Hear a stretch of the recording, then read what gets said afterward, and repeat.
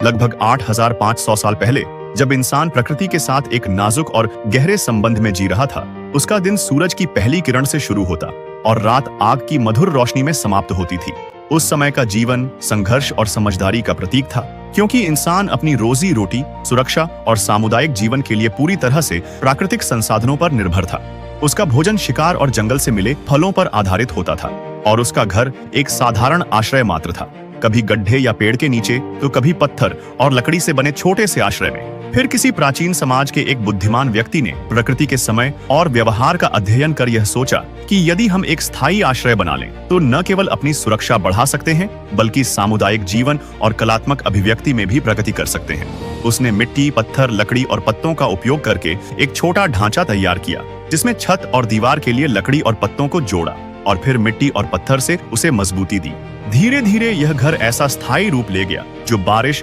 धूप और जंगली जानवरों से सुरक्षा प्रदान करता था। यह मानव इतिहास का अनोखा क्षण था जब इंसान ने प्रकृति के नियमों का अध्ययन करके अपनी सृजनात्मकता और सामाजिक चेतना का प्रदर्शन किया। घर बनाने की यह प्रक्रिया तुरंत नहीं हुई, बल्कि अनेक प्रयोगों, गलतियों और सीखने के बाद संभव हुई, जिससे इंसान ने समझा कि आश्रय केवल छत नहीं, बल्कि ऐसा स्थान है जहां बच्चे सुरक्षित बड़े होते हैं, वृद्ध अपना ज्ञान देते हैं और समुदाय मिलकर जीवन के संघर्षों का सामना करता है। इस नए घर के साथ मानव जीवन, ज्ञान और सुविधा के नए दायरे में आया, जहां आग का उपयोग घर के अंदर गर्मी और भोजन पकाने के लिए होने लगा और इसने सहयोग और कल्पना को एक नए स्तर तक पहुंचाया। इस प्रथम निर्माण ने मनुष्य को प्रकृति के नियमों से कुछ हटकर अपनी सुरक्षा और स्थिरता पाने की शक्ति दी और धीरे धीरे छोटे छोटे सामुदायिक गांव और बस्तियां विकसित हुईं। यह पहला घर केवल एक भवन नहीं था, बल्कि मानव बुद्धि, क्षमता और कल्पना का प्रतीक था, जिसका हर पत्थर और लकड़ी एक कहानी कहता था, हर मिट्टी का टुकड़ा एक शिक्षा देता था